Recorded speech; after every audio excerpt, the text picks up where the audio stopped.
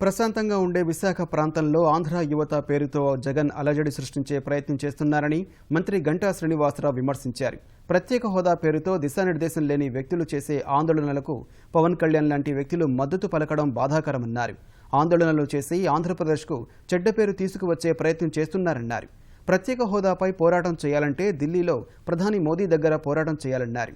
భాగస్వామ్య సదస్సులో గత ఏడాది 4 లక్షల కోట్లకు పైగా పెట్టుబడులకు విదేశీ కంపెనీలు ముందుకు వచ్చాయని, ఈ ఏడాది మరో 6 లక్షల కోట్ల పెట్టుబడులకు ఒప్పందాలు కుదరనున్నట్టు మంత్రి గంటా చెప్పారు.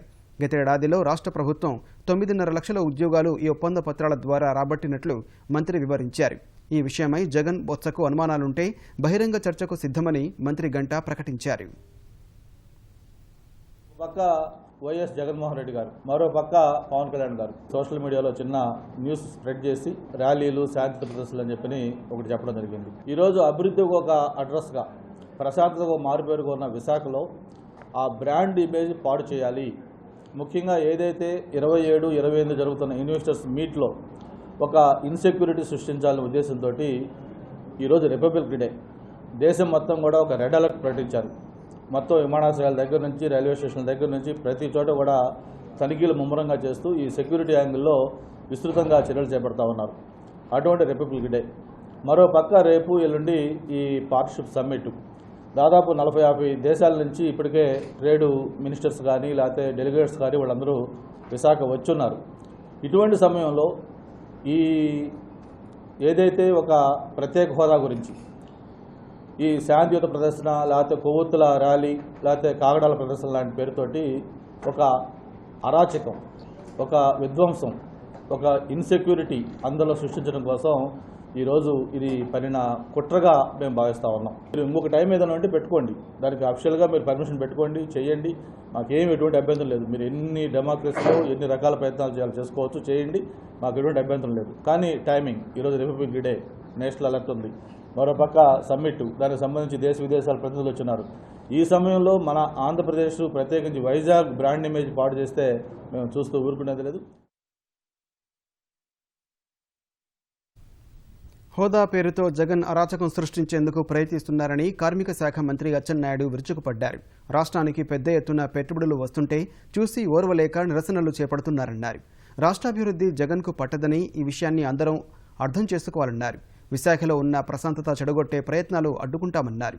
రాష్ట్రానికి ఎన్ని పరిశ్రమలు వచ్చాయో సవివరంగా ప్రభుత్వం చెబుతుందన్న అచ్చెన్న ఈ విషయంపై చర్చకు రావాలని సవాలు విసిరారు. అంటున్నదేంటి, ఉద్యోగాలు వస్తాయని. ఈరోజు ప్రత్యేక హోదా వస్తే పరిశ్రమలు వస్తాయి, ఉద్యోగాలు వస్తాయని చెబుతున్నటువంటి పెద్ద మనిషి ఈరోజు ప్రత్యేక హోదా లేకపోయినా ఈరోజు లక్షల కోట్ల రూపాయలు పెట్టుబడులు తెచ్చి ఈరోజు ఒక సంవత్సరంలోనే 3 లక్షల మందికి ఉద్యోగాలు ఇచ్చి 5 లక్షల కోట్ల పెట్టుబడులు తెచ్చి రేపు మళ్ళీ విశాఖపట్నంలో భాగస్వామ్య సదస్సు జరుగుతున్నటువంటి తరుణంలో ఈ రకంగా నువ్వు వ్యవహరిస్తున్నటువంటి తీరు ప్రజలందరూ కూడా గమనిస్తున్నారు. ప్రజలకు నేను చేతులెత్తి దండం మొక్కుతున్నాను. నేను చాలా సంతోషిస్తున్నాను. అందులో ఉత్తరాంధ్ర ప్రజలు చాలా మంచివాళ్ళు. నిన్న మా ముఖ్యమంత్రి గారు బాధతో, ఆవేదనతో నిన్న ప్రజానీకానికి ఒక అపీల్ చేశారు. ఇది నా గురించి కాదు, నా స్వార్థం గురించి కాదు, రాష్ట్ర భవిష్యత్తు గురించి. ఎక్కడైనా సరే మీ నాన్న హయాంలో కానీ, రాజశేఖర్ రెడ్డి కానీ, కిరణ్ కుమార్ రెడ్డి కానీ, రోషయ్య కానీ 10 సంవత్సరాలు ఈ రాష్ట్రానికి ముఖ్యమంత్రులుగా ఉన్నారు. ఎక్కడైనా ఒక్క సంవత్సరమైనా సరే ఇటువంటి సదస్సులు పెట్టిన దాఖలాలు ఉన్నాయా? ఎవరికైనా సరే ఆహ్వానించినటువంటి పరిస్థితులు ఉన్నాయా? ఎక్కడైనా సరే ఒక పరిశ్రమ పెట్టినటువంటి పరిస్థితులు ఉన్నాయంటే 10 సంవత్సరాలు నువ్వు పెట్టకపోగా ఈరోజు ప్రతి సంవత్సరం చాలా దగ్గరలా 3 సంవత్సరాలకి 2 సంవత్సరాలకి జరుగుతాయి. కానీ మనం ఎందుకు ప్రతి సంవత్సరం చేస్తున్నామంటే రాష్ట్రం గాడిలో పడాలి. 42 దేశాల నుంచి ప్రతినిధులు వచ్చి ఈరోజు ఉత్సాహంగా ఈ కార్యక్రమం చేస్తుంటే ఈ రోజున నువ్వు ఇటువంటి కార్యక్రమాలు చేసి ప్రజలకి తప్పుదోవ పట్టిస్తున్నావు. ఇటువంటి కుట్రని మేము తిప్పుకొట్టడానికి సిద్ధంగా ఉన్నాం. ప్రజలు మా వైపు ఉన్నారు. యువత అందరూ కూడా ఇటువంటి వ్యవహారాన్ని పరిశీలించి గమనించి నీకు బుద్ధి చెప్పే పరిస్థితి ఆసన్నమైందని ఈ సందర్భంగా తెలియజేస్తున్నాను.